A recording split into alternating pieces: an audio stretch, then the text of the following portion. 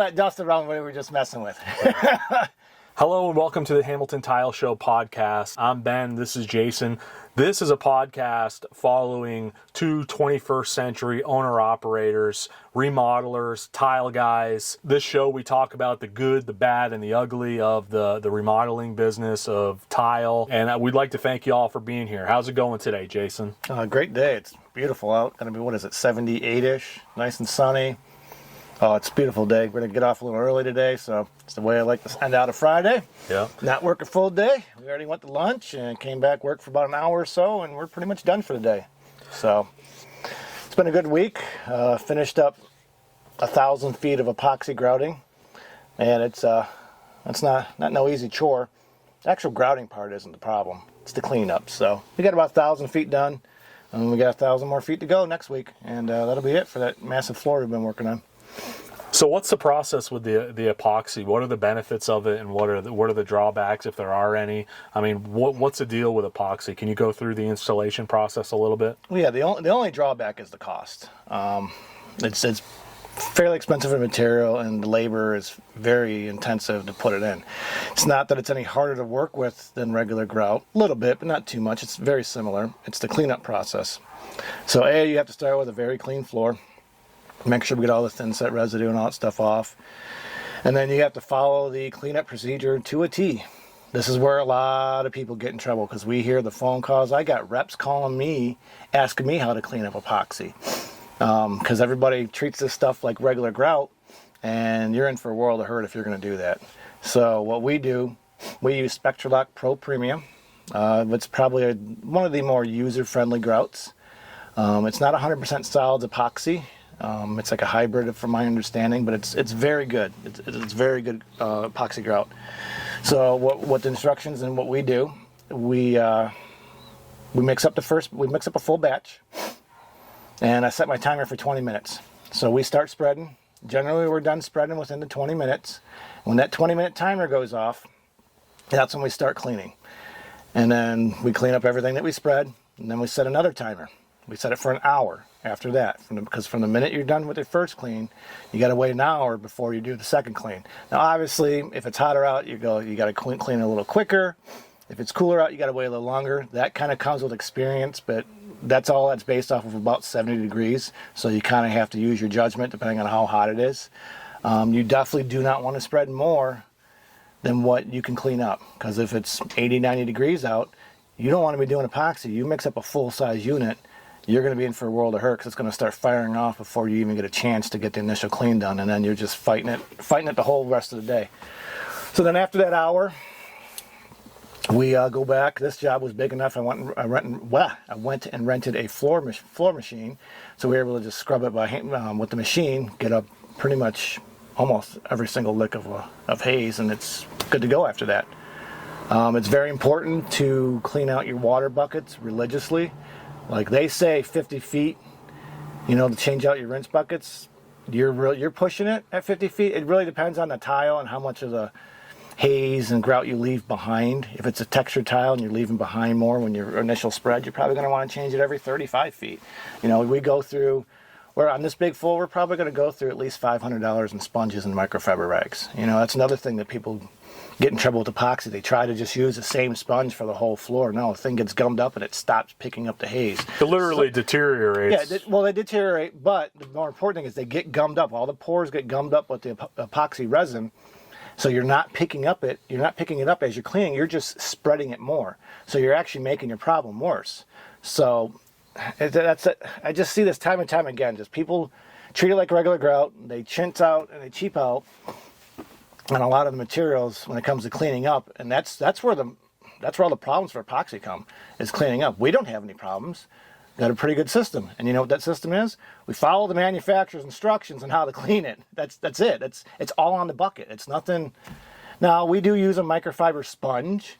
They don't say on the bucket to use a microfiber sponge, so what we do is we do the first wash with a high quality sponge to break it up and get the majority of the haze, and then right after that we have a second clean bucket with a microfiber sponge, and that really does a fantastic job of picking up the haze and not spreading it. Because if you ever use a microfiber, It doesn't like to spread stuff. It grabs whatever you're wiping up and it holds onto it. So microfiber sponge is a godsend when it comes to epoxy grout.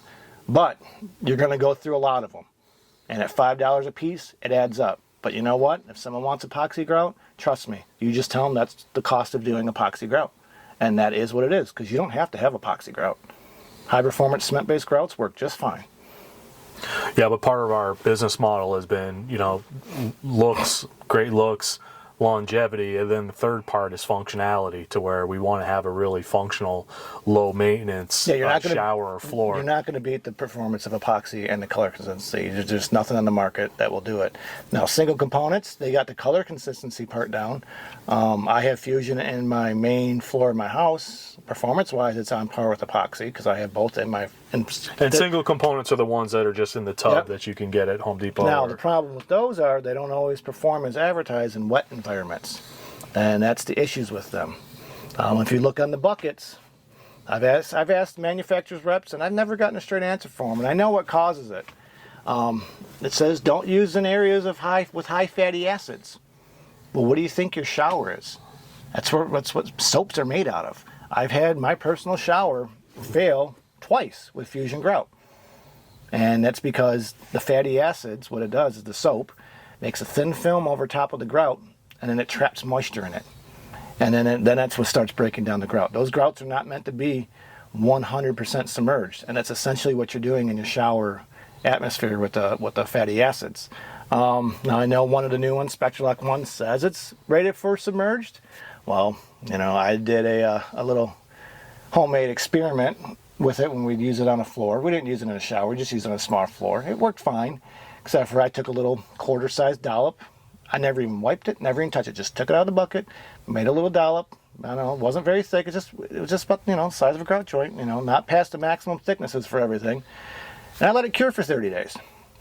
And it says this stuff's good for submerged applications. After that 30 days, which their requirements for curing, I put it in a cup of water. Overnight, it was disintegrated. So take that with a grain of salt, but I don't know if it's really good to use that stuff in submerged, wet applications. So epoxy is the best because it's a chemical reaction. You put A and B together, it's hardening no matter what. And nothing can undo that chemical reaction, and that's why it works great in showers. What did we use the Spectralock single component on? Do you remember? It was a customer's bathroom floor, just the floor. The shower, I remember we used, I think we used epoxy. I want to say we used the Spectralock Pro. I can't remember why we mixed it up. I think I just wanted to try Spectralock 1. Yeah, I think that's all it was. I wanted to try it out, so I figured, regular floor is fine. It can get wet. Like the Fusion in my living room does fantastic. It's probably more stain resistant than Spectralock is. And we're talking about Fusion Custom Fusion Pro, Customs Fusion Pro. It's probably more stain resistant than epoxy. At least the color it seems to be. But it just doesn't perform well in like a shower area yet. I'm sure they'll get there one day. I don't think they're there yet. Yeah. One of the things I picked up on when you were talking, it was like, read the directions. I noticed that with a lot of people. Like anytime you see a red guard shower, chances are you can just look at it and that person did not read the directions, because how you're actually supposed to use red guard and how people actually do it are two different things. So it's shocking. People just don't read directions, and we know it's part of a man code or whatever that you don't read directions. I'm guilty of it too on certain things, but I work with Jason, so like we are always reading directions periodically too, even on the thin sets we've been using forever. They make changes to it. They'll change water ratios, and you may not even realize it. You just be making up the same 7 quarts, and man, why is this batch coming out thinner? Because they changed something about it, and you got to change your water ratio. So always check them from time to time. Yeah, reading the directions of this stuff is so important, because that's the other thing I always say about, how we follow the standards for installation. Like, not only do we have high standards in our installation techniques and practices and in our finish eye, not only do we try to follow ANSI standards, Tile Council and North America Handbook, those standards, but also it's like the biggest thing is manufacturer standards. Do you follow the directions that the actual manufacturer wants you to do to put in their product? You think they would know best? and that's something that I think is a real selling point for our homeowners, is that they know that we're going to follow the rules, and that we're humble enough almost to read the directions every once in a while on a new product, or even a product we use all the time, to make sure it's going in correctly. Because if you're not following the directions on the actual the manufacturers, the warranties are voided automatically, wouldn't you say?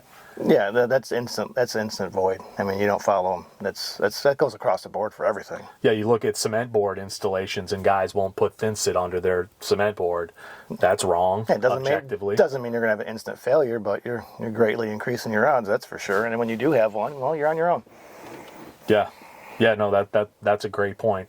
So believe it or not, since one of our last shows, episode 12, we've been at the same job. We've been at this job all year, haven't we?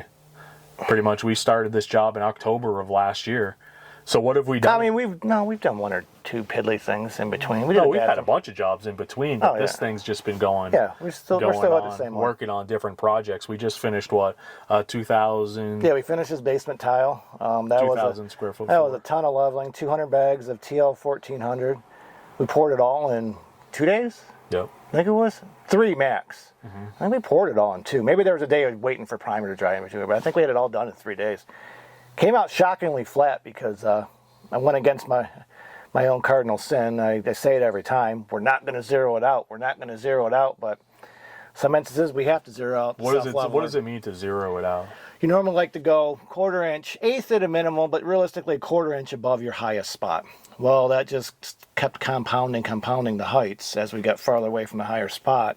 And you can only drop the floor so much in so much distance and still keep it flat enough for the very large tiles we were using. So we had to make the decision. We just had to zero it out, because otherwise doors weren't going to open. And we're talking exterior doors, not interior doors that like you could just raise up or manipulate. These were exterior doors. So we had to zero out at some areas and slowly drop it. And shockingly, it came out very flat.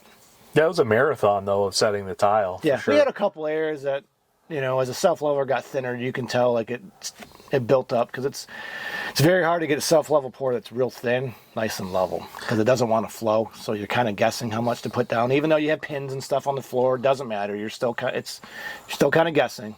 So there's a couple areas that were, we had to mess around with, maybe push down a little bit and build up a little bit on the other end. But all in all, setting went fairly smooth. It came out really flat. Thick areas, I mean, we had multiple areas that were inch thick. Those were a dream to sit on. No, those were fantastic. Yeah, tile guys love to give themselves a challenge and zero out leveler, because I see everybody's videos out there, and everybody's kind of zeroing it out. And I think we just generally don't have to. On ourselves. Well, we generally don't have to, but this one instance. Yeah, because we ground down 1/4 inch of the high spot. More than that, it was 3/8 of an inch, almost a half. We spent an entire day grounding out this, I don't know, massive area. 6 or 8 foot round area, circumference of an area, because it was just really high there. That's what was throwing off all of our measurements. It made it really high. So yeah, and one of the things that we did on this floor, due to the fact that we went to an inspection of another floor, and you can see the video. It was a 3 by 5 foot tile at this guy's house. Every L cut was cracked. They didn't put any expansion joints on this whole house, like 3,000, 4,000 square feet. So what we did differently was we added expansion joints every 25 feet on this floor. Well, it's not differently like we would do it, but this one, because of the pattern. I'm saying differently because no one else in the business different does from it. everyone else. If you hire a flooring outfit to tile your entire house, they will not. They're not putting in expansion joints. Even LVP, you're supposed to have expansion joints, correct? Yes, every floor needs expansion joints. None of them are immune from it. Just how frequent are they? This one, because it was so large in the pattern, we had to actually cut the joint through the pattern. In a couple places. In 3 places, we had to cut it through the pattern. You'll see it in pictures. I'm sure Ben will put some up here or whatever. And but you just had to, because we couldn't separate. We were able to separate out all the rooms with thresholds, with faux thresholds, and we'll silicone on each side. Silicone on each side. So we try to treat each room as an individual square. So it's what you're trying to do. Well, this basement had a 50 some odd foot run, and we had to have 2 expansion joints, and there's no rooms to break it up. So 50 foot, I think it was like 70 feet. No, I think it was 25. No, it may have been 7. Yeah, It was it's a long hallway. hallway, Regardless, basically. it's a long hallway. It's got 2 of them in it. And, yeah, we just had to cut it right through the pattern. And, you know, most people say, oh, homeowners won't go for that. I hear it all the time. Homeowners won't go for it. You can't do it in residential. Well, you know what I always do? I tell the homeowner, hey, we got to have these. Here's my plan. Putting it right here and right here. It's just going to go through the tile. It has to be there. He looks at me. Okay. Yeah, and we just That was the end of the conversation. and we just followed the pattern. That was the end of the conversation. Like one tile, the in between where the expansion joint is, like the tile on the one side is the same as the tile on the other side, so you can see the pattern running. Yeah, the through pattern it. runs right. You It's don't just even it's just an extra notice the joint. damn thing. There's no silicone in it, and you hardly notice it right now. Yeah. So once you silicone it, you're not even going to know it. I mean, it's just, you have to have them. We see so many failures because people just do not allow for expansion in any of the floor, and any flooring. LVP in particular. LVP is horrible about it. You need a lot of expansion for that, because once that sun starts from everybody's kitchen windows or windows in their house starts heating that floor up, man alive, it'll buckle and jump off the floor. It'll break the tongue and groove. That'll be the first sign of expansion. It'll just start breaking the tongue and groove, and your floor will start popping and coming apart. You're like, why is my floor coming apart?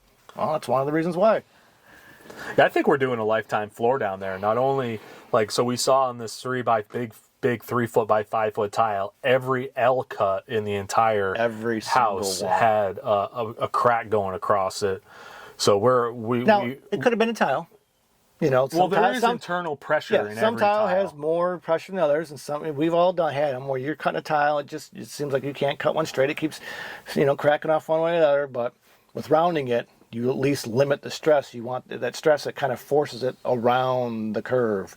It just takes it and it just forces it around. Versus if you have a point, just think of this. All that pressure is coming ahead at that little point. So you're increasing your odds of having something go wrong. Now, you can cut a corner like this. Doesn't mean something's going to go bad and it's going to crack. Doesn't mean it's going to crack. We do plenty of cuts, or have done plenty of cuts like that.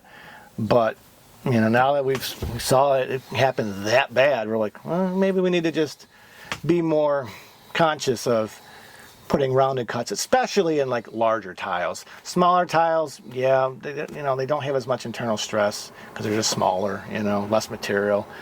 Squares don't have as much stress because everything shrinks at the same rate, as it's fired in the kiln. The problem is it's the rectangular tiles, because when you got a rectangle, the shorter side's shrinking at a different rate than the longer side. That's why they cup the way they do. So that means it's going to have more internal pressure, and you're just going to be more prone to having cracking. And if you haven't noticed, that's the shape most tiles are anymore. You're hard pressed to find a square tile. They're all rectangular of some sort anymore. Yeah. Very few square tiles out there. So, good habit to get into. Yeah, the point that I like to make too is that we're always developing new techniques and trying to get better at tile. I mean, a lot of you guys out there just keep developing your skills and learning new things. A lot of people stay stagnant, even business-wise. Always reading new books, always learning more about marketing. Always, you got to stay one step ahead of the competition at all times. But I think we're doing a really long-lasting jobs. We even put flex bone uncoupling membrane down on the floor on cement. Technically, you don't have to do that. Yeah, we could have put it right on top of the thing, but the original cement had some shrinkage cracks, which is normal. Nothing structural, but we want to try and protect that floor from future movement. I mean, there's only 2 types of concrete: concrete that hasn't cracked, and concrete that has cracks, and concrete that's gonna crack. Those are only 2 kinds of concrete. So they may not be done cracking. Majority of it's probably done cracking for the most part, but still, small little hairline cracks can still pop up in the assembly. So, it's always best practice to try to separate, it from it, because nobody does mud beds anymore. That was the beauty behind the old style ways of doing it. They used to throw down a layer of sand and then put a mud bed on top of that, and that layer of sand would separate the mud bed from the concrete slab from below. Well, we don't do that anymore because A, nobody wants to pay for that, and B, for whatever reason, we don't do that anymore. So now we have to use membranes and stuff to achieve the same basic thing in a thinner assembly. It's kind of one of the reasons. It's lighter, it's thinner, Yeah, I think the best thing you can do as a tiler is stop working for people that don't have money. Because which unfortunately at the current rate, most people can't afford tile work, Proper tile work. proper tile work. Yeah, that's the best thing about this job is we're allowed to do proper techniques and take our time on stuff. Yeah, this homeowner has probably been the best homeowner we've ever worked for. It's been fantastic because he just lets us do our thing. He just tells us what he wants, and we say, sure thing, we'll get it done. And we get it done, and that's it. Yeah. No hemming and hawing over anything. It's been great. And I know he's super happy. He just wants nice work done, and that's what we give. So it's been fantastic. It's been pretty interesting to watch all the other contractors come through here. We've met some really awesome contractors that are really good. Like the stucco crew was cool to hang out with. They were really cool guys. Travis the carpenter. We got ourselves a really awesome carpenter that does good work now. But then there's also a lot of crews that make us look really, really good because of how bad they suck. And that's really the nature of the market at this point is, when you're good, you luckily have a contrasting force always working to make you look better. Because I've seen a lot of crews come by here that are just, leave a lot to desire. But yeah, this job has been awesome. And like business-wise, I think about why and how we booked this job, and a lot of it was building value, working on our brand, keeping it like never stopping, like even throughout this job for the last year, just keep posting, keep doing the marketing, keep working on our sales skills, keep doing the business side of things, so that when jobs like this come up, you ain't lucky. You've been preparing for this the whole time. It's not about getting lucky with getting these nice jobs. It's about, no, I've been working on this. This is something that we've been developing toward, and that we not necessarily deserve, but yeah, we kind of deserve it because we're building value and doing brand first. Like a lot of you guys out there are selling labor. You're never going to be successful selling labor. The people that make the most money aren't the laborers. They're the people with the knowledge inside their head. They're sitting at desks doing this, and they're not getting paid for their labor. They're getting paid for what's up here. And then don't take it as, just because you do labor, you can't make money. No, it's not what we're saying. It's you have to portray that you have the knowledge to get this. Well, you also to do have to have the knowledge too, as well. Like we are labor also. I mean, we are labor, but you have we have the knowledge for it. No, but I don't frame it. No, as look at how strong I am. Like 200 bags of leveler. Like that's all super hard work. But that's not why we do well. It's because we're also the knowledge behind to put in those 200 bags. To do all this stuff. Anybody can go pick up 200 bags and bring them downstairs and dump them on the floor. That's not hard to do. It's getting it to come out flat. That's where the money meets the road. Yeah, you got to load up the value on the front end to make people see that you're worth it. And a lot of people have the mentality about workers. Like first off, people have contempt against contractors for whatever reason. Well, a lot of it's earned by a lot of shitty contractors. That's true. We've gone over this part. Yeah, we've gone over this many times. Some of it's warranted, but it's not everybody. But I always find that the people with the mentality of, we never pay up front, I'm looking for fair and reasonable, those are always the ones that get ripped off. They get ripped off. They attract a certain kind of contractor. I had the money talk with this homeowner on the first talk, and it was, with respect. It was a quick first phone call. We came out, we met him, he liked us, we liked him, and boom. It's all good to go, right? It's like, and you can tell on the first phone call, I've been saying it for a while, your business needs to be treated like a gated community. You put up high barriers of entry and maybe a few hoops for people to jump through, and you also kind of have high prices to keep the riffraff out, just like somebody would have a gate in front of their house. Why do they do that? To protect their house, to protect the people inside the house. We have high prices and hoops to jump through and a high barrier of entry to protect our business, to protect our emotional state, to protect our mental state, not to mention our physical state, because we do a physical job. So how would you like to go set a 2,000 foot floor and not get paid for it? A lot of people do that. Oh, I was thinking they don't protect their physical being. I was thinking that as we're sitting, I was like, man, I know there's people that do this for $1, $3 a foot, $5 a foot, and they think this is fantastic. Will not do this. Like no, I know, but they quote unquote do the same thing. It's not the same thing. No, but you know what I mean. Yeah, I do know what you mean. You know what I mean. It's like I couldn't imagine doing that. At $3 a foot, I'm literally going to go work at Home Depot and be much happier. But but that's also the problem with contractors is a lot of them aren't paid to care. Yeah. You're getting paid minimum wage. You're beating the shit out of yourself, and you're getting disrespected at the same time. And people don't give you common human dignity for a hard day's work. And yeah, you're not paid to care. Restaurant workers, a lot of these people are like that in our economy now. People just aren't paid to care. And it's like, why doesn't anybody want to work anymore? Well, I'm telling you why. Nobody's paid to care. And that's going to be part of the struggle here is how do you motivate people to work? AI ain't ready yet. The robots aren't ready yet.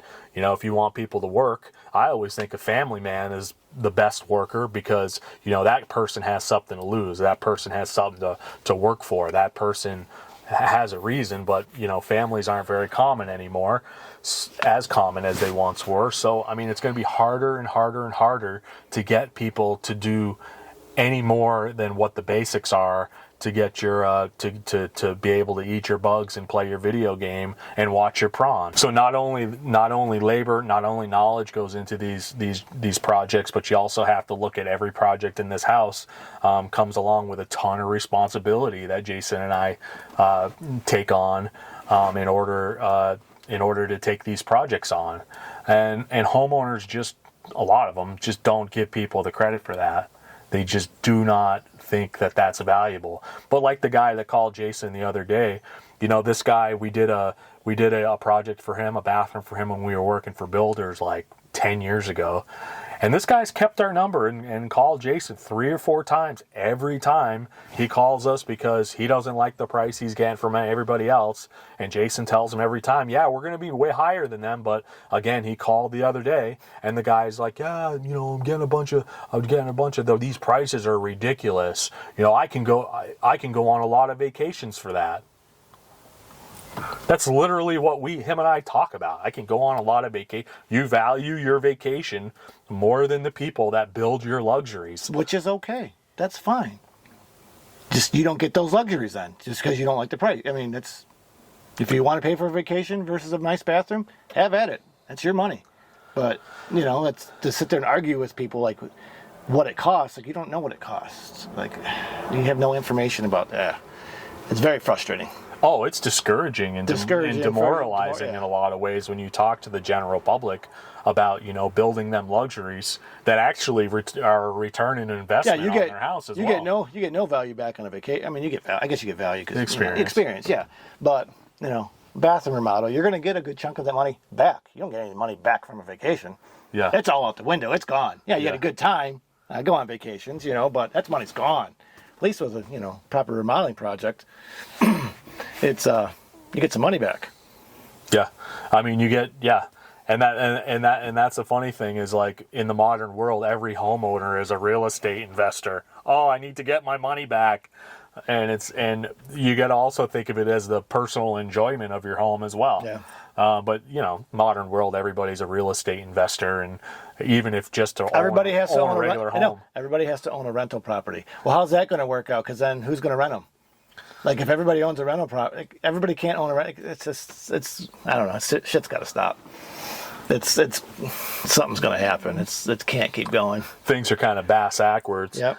We're pretty happy to have this project during the election season too, because I remember 4 years ago, the calls slowed down pretty considerably around this time. I don't know if that has happened to you guys out there, but it was slow for us for a little while, last month or so, but last week it's picked up tremendously for whatever reason. Well, I put some time into content too. I made 2 videos. One about actually pretty easy to make. It was just about a tear out we did and how when you do a water in, water out shower system and, the tile and the grout, it soaks everything up. Like, most homeowners don't even realize that if you don't have a pre-slope underneath the rubber liner that goes down, all that water that soaks through the grout and the tile because grout and tile aren't waterproof, like it just sits on that rubber liner, just this nasty sewer water that when you turn on. No, it's worse than the sewer, because at least sewer water is constantly getting replenished and replaced. Yeah. It's worse than sewer water. We'll tear out these water in, water out systems that haven't been used in months, and there's still this nasty, gross, disgusting water inside this shower pan because there's no slope to allow that remnant water to reach the weep holes. And this is one of the things, like, yeah, somebody meets your budget on these showers, but how does that happen? By doing things like skipping the pre-slope and just throwing a rubber liner down, and that's it. And it's like, that's disgusting. Every time you turn, when your shower is improperly built, you got those little mold things in the corner. You got all this nasty water sitting in the bottom of the pan. You turn on that hot water. That water heats everything up. The tile, the stuff behind it just gets super hot and heated in there. All that nasty crap releases into the air that's under your feet, and you're standing. You're standing in it, you're breathing in. That's the worst part. Disgusting. It's bad enough to stand in it. That's not really generally going to do you any harm. It's the respiratory problems. So if you get enough mold and nasty crap in your shower, it starts getting into your house, and your kids can actually get sick from it. We've had that conversation with plenty of people where they've said, yeah, the minute you tore out that bathroom, got all that crap out of our house, man, our kids' breathing problems stopped. Yeah, no crap. It had tons of mold behind everything. I mean, it still gets into your house, whether you like it or not. It's inside your house, so there's no way around it. Yeah, so like I said, you downplay the skills of your tile guy. You don't want to. People don't want to pay. People don't, show the person dignity, and you kind of get what you're attracting. I mean, you get what your mentality is warped, and you get that reflected back at you with the project that they're installing at your house. That's just like a septic sewage grossness. Even the idea of like thinset coverage, like the reason we flatten floors and flatten walls is so that when you take the gauge trowel and the thinset, or the glue for the lay people, that you spread on the wall or on the floor with a gauged trowel at a 1/2 inch, 1/4 inch, or whatever, you spread it, and then you move the tile back and forth in the opposite direction of the gauged trowel. And then if you take the tile off just to look, you have full thinset coverage, like meaning all the ridges of the gauge trowel are collapsed, meaning that mold, mildew, little gross little bacteria and all that crap can't live behind the tile. And all these people have this trust in these tilers that don't get paid, that don't know what they're doing, to take the time to make sure that part happens, to make sure they get full coverage behind their tile. Like I said, I'm going to tell you right now, they want 95% of wet area. That's not something that's easy to get. 95% thinset coverage in a wet area, so you don't have this nastiness. And we're not talking about, I see this all the time too online. People will flat trowel the backside and just push it down, and they'll say, oh, that's 100% coverage. No, the thinset lines have to be gone. They have to be collapsed. Just because you spread a layer on the back of the tile doesn't mean that you have 100% coverage. That's not what that means. And I see that a lot, where people don't really understand what 100% coverage looks like. If you know proper tile installation, you can watch one of our videos and kind of know that what we're doing is right. And I can watch other people on Instagram too, and I see, like, even the idea of directional troweling. If you have a long tile like this and you spread the thinset this way, up and down, going with the long way, you will not have as good a coverage as if you go the short way. The airhead. Do you know how I know? Because I've tried and I've done the experiments. The air has to travel a longer distance in order to leave. And if you got a tile and it makes coverage here and coverage here, well, that air is now trapped in there. There's no amount of beating, vibrating, or whatever moving that's going to get that air out. That's why you got to have them go in the short way, so it just has less distance to travel, and it makes it easier on you to get the proper coverage. You're not going to get 100% coverage. It's just, you're not. But you can shoot for it at least. Yeah, and a lot of the things I see out there, Yeah, there's just not a lot of people will use the clips and the straps, the leveling systems, and think that that's that's solving these problems. Yes, it solves a lippage problem. So the problem with tile is it can aesthetically, with your eyes, it can look awesome. But like I always say, the most important part is what's behind the tile. Like, how's it built? How's it waterproof? Is the tiler taking time to get 100 or trying for 100% thinset coverage behind it and all this kind of stuff? And a lot of these blow and go tile installers in the builder grade type of deals, they're not. And people, number one, pay very low wages, and you think you're paying this guy to give a crap about your tile job. I'll tell you one thing, I'm paid very well to care, and I do appreciate everybody that supports us. I mean, I really do. And that's how I show my appreciation, is doing a good job. You want fair and reasonable. I see all these people on Nextdoor. Yeah, we need a fair and reasonable contractor. You know what the fairest and most reasonable thing to do is? You pay us what we need to do a good job. We give you a quality product and a good service that lasts a long time, that functions as it should, and looks incredible, better than the neighbor's house. And we'll call that fair and reasonable. How about that? Does that sound good, Jason? That's all we do. That's what it's all about. And these mealy-mouthed, fair and reasonable words, what the hell does that even mean? Just goes to we know what that means. Cheap. That's exactly. No, it's what I'm willing to pay. Everybody's what willing to pay means different, but that's generally what that means. What I think this is worth. It's what that means. Yeah. But no, most people aren't like I just got a bid for concrete. I didn't know really what it was going to cost. I had a number that was in my head.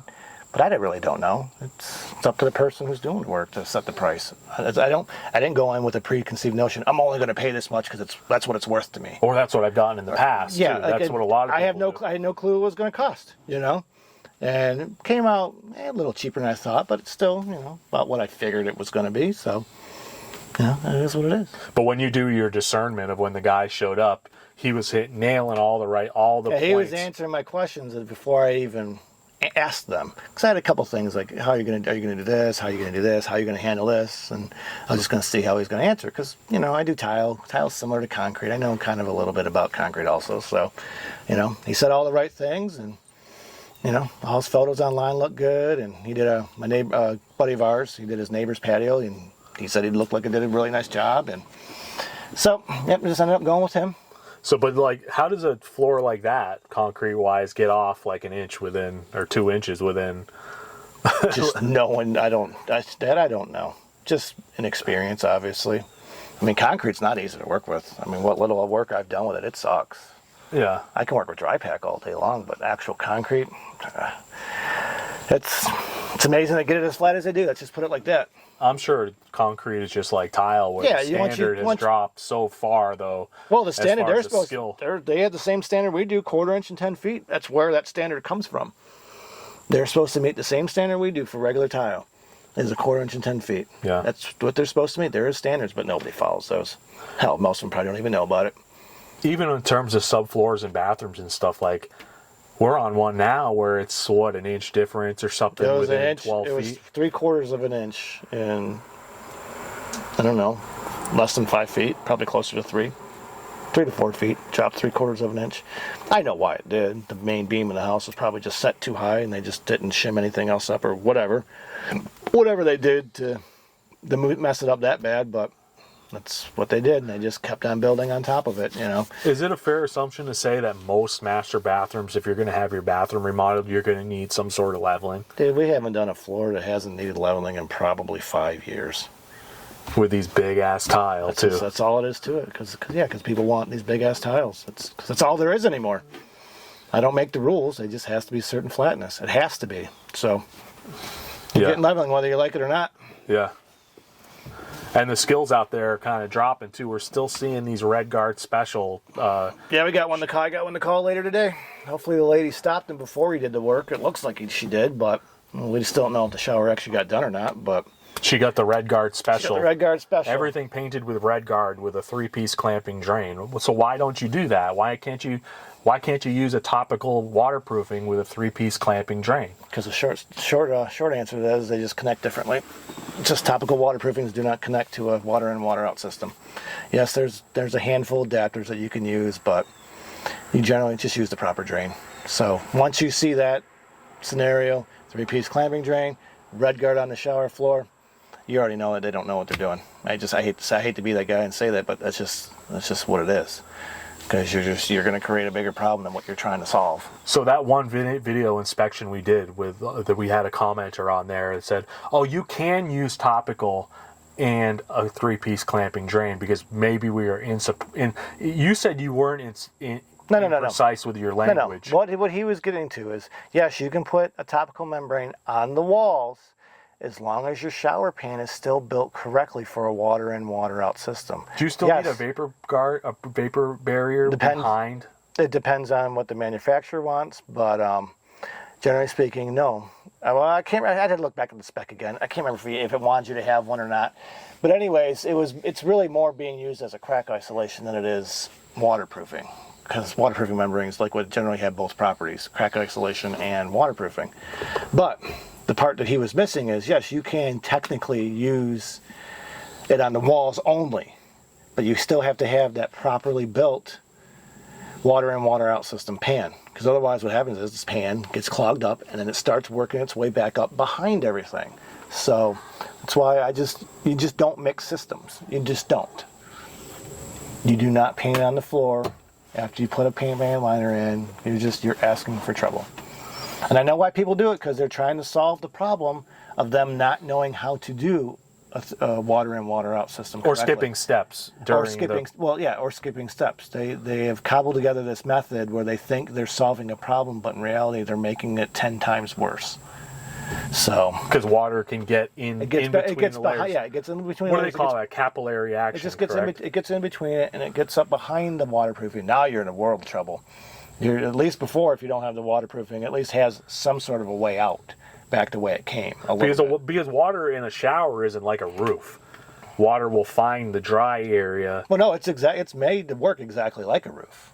It's got layers on top of it, so you have to deal with the drainage not only from above, but the drainage also below. It does work exactly like a roof. It's just a roof doesn't have anything else on it. Yeah. It's just the felt paper and the shingles, and that's it. Yeah. And we have a whole other substrate on top of it, so that's why showers are tricky to do. So we've done how many? Like a master bathroom here, a bunch of work here. We still have we're getting to do a pedestal deck system. Yeah, the same house we've been working on. We're gonna do our first pedestal system, probably in the spring or something. That'll be cool. Probably gonna maybe use the air deck system. I guess they have one. The rep will come out. We're friends with. He'll come out and shoot the whole thing with his laser, do the material list for us, just let us know what we need to buy, and easy peasy. You know. And then we got a pool to do here too. Got a pool to here, dude. Pool deck. Well, it's a pool room. We got to do the floor in the pool room. Got to level that off. Bunch of 2x2 Dow tile mosaics, epoxy grout in there also. Then we got to do the pool surround. It's probably going to be glass tile, I think. Granite on top of the pool deck. Well, a bunch of stuff in there. Big expensive, nice little room though. Yeah. Be a nice little room when it's done. Couple fireplaces, backsplashes, that kind of stuff. Backsplash here or there, yeah. A tile. But at some point, we will run out of work at this house. So a curbless shower. We got to do. Still got a shower downstairs to do. You know. He has us doing a lot of stuff that he just needs somebody to help him with too, which is fine. I don't care. You pay my wages. I'll do whatever. I mean, it doesn't matter. It doesn't necessarily have to be tile. Yeah, we've done miscellaneous stuff here for him. I actually enjoy that, just doing something different. But then we have a job over in where is it, Marietta? We went and saw this job 3 years ago. The guy's like, yeah, no, I think I'm just going to do it myself. 3 years later. Mm-hmm. Has it torn out, some miscellaneous stuff done, but then he got tired of messing with it. And called us back to come do the job. So we're doing that one now. So, and what do we have it all waterproof? It's all waterproof. We're just waiting for tile to come in. I have a feeling the hurricane messed up some of the shipments of tiles, so waiting on that to come in. I think the one tile's supposed to be in this week, actually. That doesn't have a heated floor or anything in it. No heated floor. So we leveled that the other day. It's been kind of rough delay on that one, just because like, well, there's stairs now and there's a hill to walk up, and I'm used to working in this single level house that's been pretty nice, not a bunch of stairs and stuff like that.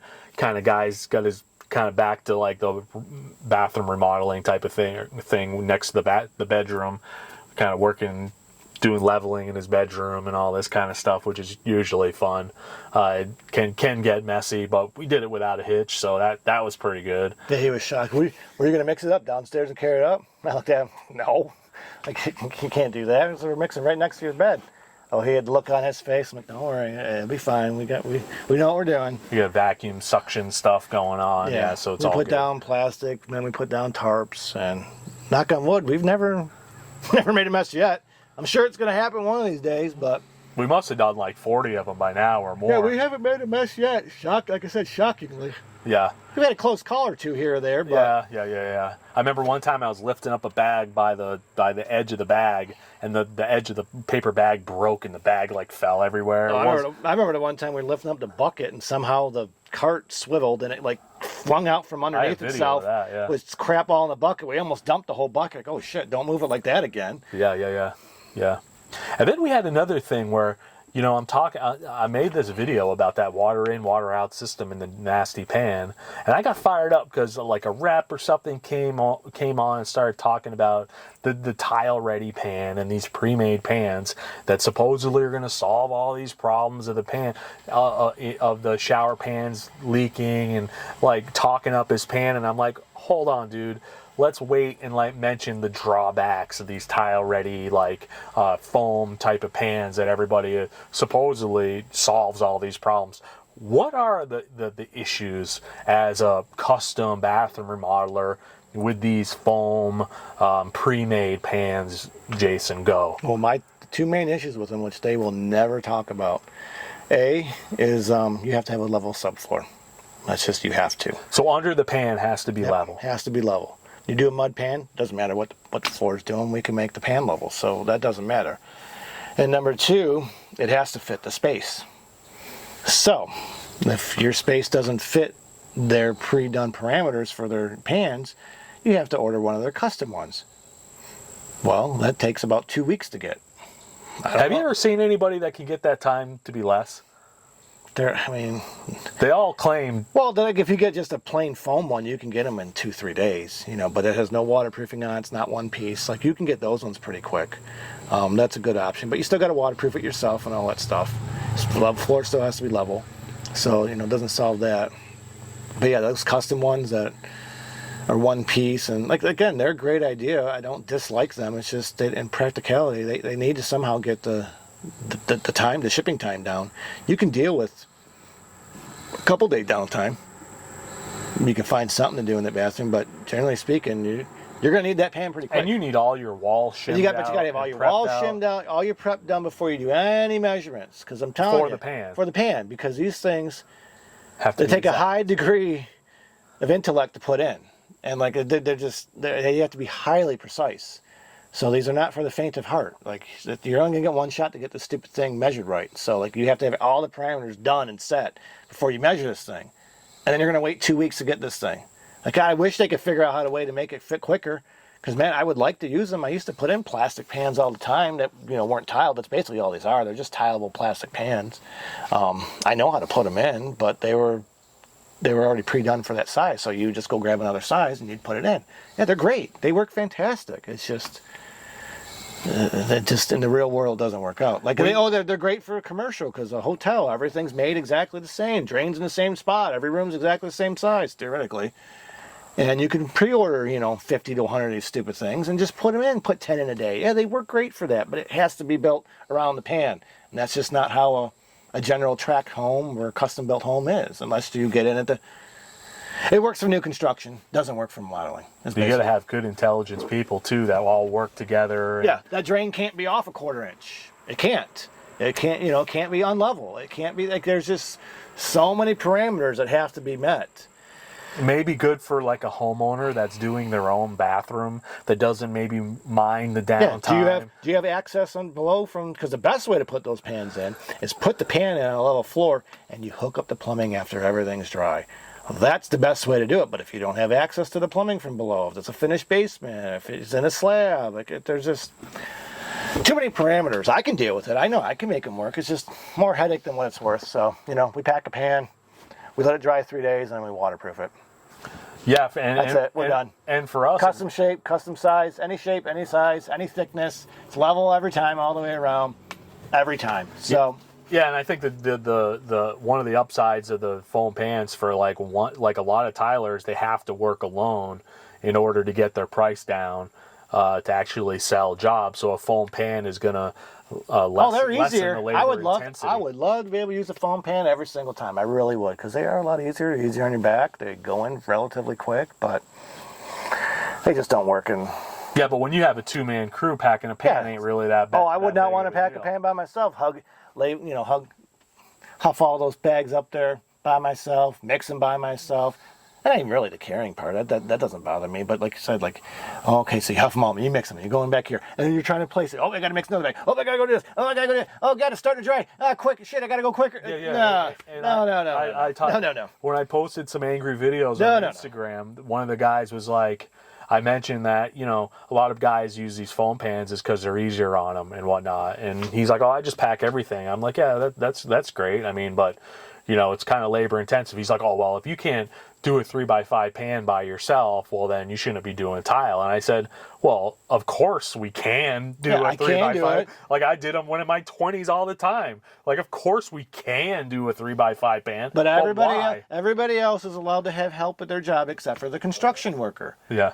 Please answer that one for me. Why is it okay for everybody else in every single profession that is nowhere near as labor intensive as construction is? They're allowed to have multiple teams of help, managers and laborers and this and that. We're talking 5, 6, 7 people. Doing nothing, but yet we need help. The guy on the road crew standing next to watching everybody. We need help. God forbid we want to have a 2-man, operation too expensive. To make it more manageable. Like, I don't want to kill myself at this job. I'm sorry, I don't. I'm too old for that shit, like Danny Glover would say. Yeah. It's that's why you see those 60-year-old men that are just broken and their backs are just like. I know people some of my friends when they were in their 20s, they destroyed their body because they let the union or whoever just take advantage of them with this mentality of, oh, you got to do it by yourself. You got to carry this all in one load and this and that. And yeah, they were done by the time they were 25 years old, back was shot, and good luck to, rest of your working career, gone. I love that new meme. Not everything is a 2-man job. I beg to differ. Oh, yes. We can turn everything into a 2-man job. I'd prefer it. Why? I mean, again, it's Call me lazy. I don't care. I'm sorry. I don't want. We should not have to work by yourself. If you want to and you choose to, that's a different story. But you should not be forced to. Yeah, and I've talked to other guys online. They're like, "Oh, you're exaggerating." I know old tile guys, and they're just fine. The exception is not the rule, guys. So you see a lot of beat up construction workers. Yeah, I'm generally in good health. And I think I got 30 years of this back in me if I really want to keep going, I hope not, but. Yeah, hey, But at the same time, it's like, yeah, I mean, working is a dignified thing to do. It's not a problem. And, that's what I hope you guys see as well. Learn to take care of your body. I remember one guy told me a long time ago, I was probably 20 at the time, and he used to work all kinds of crazy hours, and he just told me, you gotta work to live, not live to work. Yeah. And once he told me that, it just kind of, didn't matter how many hours I worked, I always had the same amount of money. Didn't matter. Yeah. So that's why a lot of you guys need to learn to sell the value of what you do. What's the value of having a 2-man crew? Well, while Jason's doing one thing, I can worry about cleaning up your house. I can worry about doing extra stuff you need done. I can do this, I can do that while he's over here doing other things. I can help him do that, make the job quicker, make it easier. There's a lot of different reasons. There's a lot of different things. He's doing one thing, I'm taking a phone call. Like, I can pick up the phone when you call, or I can make a piece of content as a service to the homeowners to help them understand what's going on.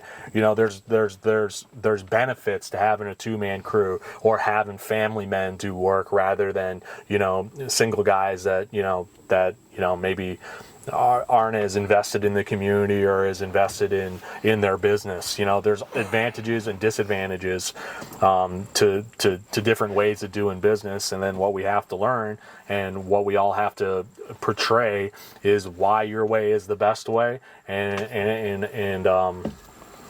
I think it's possible. I think if you guys spend a little bit of time in the business, you know, it's possible. That's what we're going for. I think we do a damn good job for our people. I'd like to tell everybody that's been supporting us over the last year, thank you very much. Appreciate your business. We're just kind of doing a check-in here. Hope to have at least one of these a month going on. You know, I'm hot as hell sitting in this van right now. It's getting a little warm. It's like I said, it's a nice day out today. This is the best time of year in Atlanta. You know, it's cool in the mornings. It's like 50 degrees in the mornings. Can you imagine making a podcast in the van in the 90-degree summers? Yeah. It's kind of annoying because maybe like, this is a seasonal podcast. It'll be cold in the morning. It's like, oh, you got your jacket on. Should I wear pants? Nah. Because then I'll just suffer through the first couple hours. Because you know, later in the afternoon it's going to be 80. You're going to be sweating, and so. But I love this time of year. It's the best time of year. Make a donation to the PayPal account below if you want to see more of these podcasts.